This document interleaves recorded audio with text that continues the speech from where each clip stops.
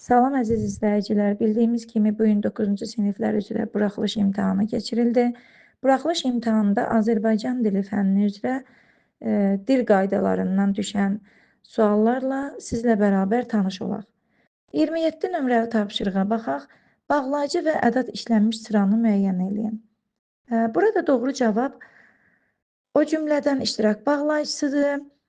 Kaş da arzu ədatıdır. Doğru cavab Y variantı. 28 nömrəli çalışmaya baxaq. Həmcins mübtədalı cümləni müəyyənləşdirin. Burada da mövzular arası əlaqə sintaksis bölməsindən çox gözəl əlaqələnibdir. Yəni, həm həmcins üzvü soruşur bizdən, həm də mübtədanı soruşur. Daşlı kəsəkli biz bilirik ki, sadalanan həmcins təyinlərdir, intonasiya ilə bağlanıb. Dünəndən nə yatır, nə dincəlir. Burada da inkar bağlayıcısı ilə bağlanan xəbərlər, fe'li xəbərlər sadalanır. C variantında böyük də, kiçik də meydana axışırdı. Bəli, burada mübtədalar sadalanır. İştirak bağlayıcısı ilə bağlanıb. Kim böyük, kim kiçik. Bildiyimiz kimi buraxılış imtahanından isimləşmə çıxarılmışdı. Amma burada dolayısı yolla bizə onu xatırladır. Yəni, sintaksis vəzifəsi burada sualı dəyişib. Sifətlər isimləşib burada. Növbəti sual 29 nömrəli sual uyğunlaşma tələbidir. Yəni, biz baxaq burada birinci və ikinci cümlələrə aid hansı tapşırıqlar verilib bizə. Mən gələndə yağış yağırdı. Bu cümlə bizdən nə istəyir? Deməli, buna uyğun gedən bənd D variantına baxaq. Mübtəda isimlə ifadə olunub. Bəli, isimlə ifadə olunub. Yağış cümlənin mübtədasıdır. İkinci dərəcəli üzvlərdən yalnız biri işlənmişdir. Bəli, mən gələndə fe'li bağlama tərkibi olduğuna görə cümlədə zərflik vəzifəsindədir, zaman zərfliyidir. Bu da doğru cavabdır. Deməli, belə birinci tapşırığa uyğun gələn D və C bəndidir. İkinci tapşırığa cümləyə baxaq. Mən gələndə mağazadan kitab aldım. Oxşar cümlələrdir demək olar. Bu da bizdən diqqət tələb eləyir. A variantına baxırıq. Zərfliyin mənaca iki növü işlənib. Bəli. Mən aldım. Mübtəda tərkibə daxil deyil. Gələndə, haçan gələndə. Fe'li bağlama tək işlənib. Burada zaman zərfidir. Haradan, mağazadan. Burada isimdir. Yer zərfliyi vəzifəsində işlənmişdir. Bu doğru cavabdır. Əmr cümləsidir. Bu heç bir cümlə əmr cümləsi deyil. Çünki yağırdı xəbər şəklindədir. Aldım da keçmiş zamanda xəbər şəklindədir. Y variantına baxaq. İlk söz cümlədə kim sualına cavab verir. Bəli. Bayaq dediyim kimi burada şəxs əvəzliyi fe'li bağlama tərkibinin içinə aid olmadığından müstəqil işlənir. Kim sualına cavab verir. Deməli, doğru cavab D variantıdır. 1-ə B və C, 2-yə isə A və Y bəndləri uyğundur. 30 nömrəli çalışmaya baxırıq. Uyğunluğu müəyyən eləyin. Fe'li bağlama hərəkətin tərzini bildirir. Fe'li bağlama hərəkətin zamanını bildirir. Birinci cümləyə baxırıq. Düşmən qorxub geri çəkildi. Bu cümlə bizi çaşdıra bilər. Amma burada fe'li bağlama səbəb tələb eləyir. Nə səbəbdən geri çəkildi? Qorxub geri çəkildi. B variantına baxırıq.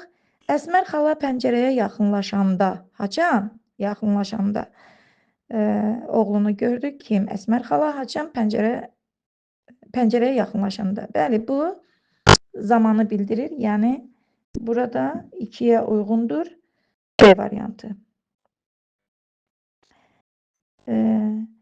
Uşaq ayağını yerə diriyib, ayaq üstə durmaq istədi. Burada da uyğundur nə tərzdə? Yəni, hərəkətin tərzini bildirir. Ona görə də birinci bəndə uyğun gedir. C variantı. Ana içəriyə girər-girməz dərhal haçan sualını görürük. Yenə də bu aiddir ikinci bəndə. Y variantına baxaq.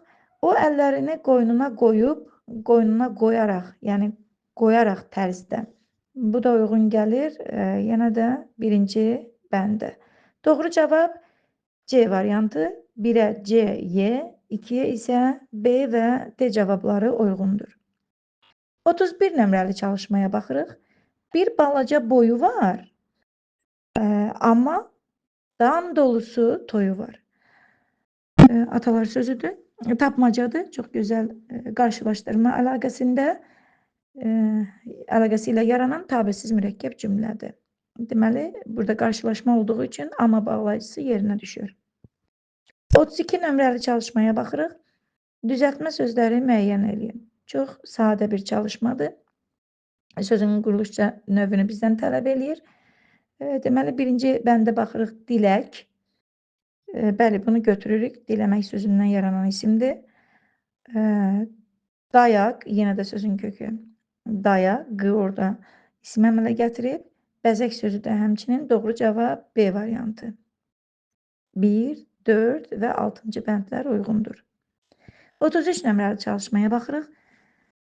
Hansı cümlədə adi, azaltma və çoxaltma dərəcələri verilmişdir? Sifətin hansı dərəcələri verilib? Burada bizdən məntiq istəyir, sıralamaya diqqət eləməliyik. Adi, azaltma və sonra çoxaltma. Ağ, sarımtıl və tünd qırmızı çiçəklər. Cavab C variantı.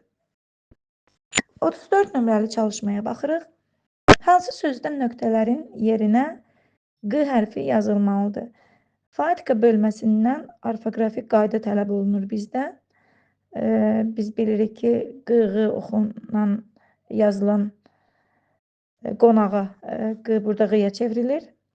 Buruğun yenə də həmçinin. Dağlar sözündə aldadıcı olaraq elə q ilə yazılır. Yarpağı yenə də q-yə çevrilir.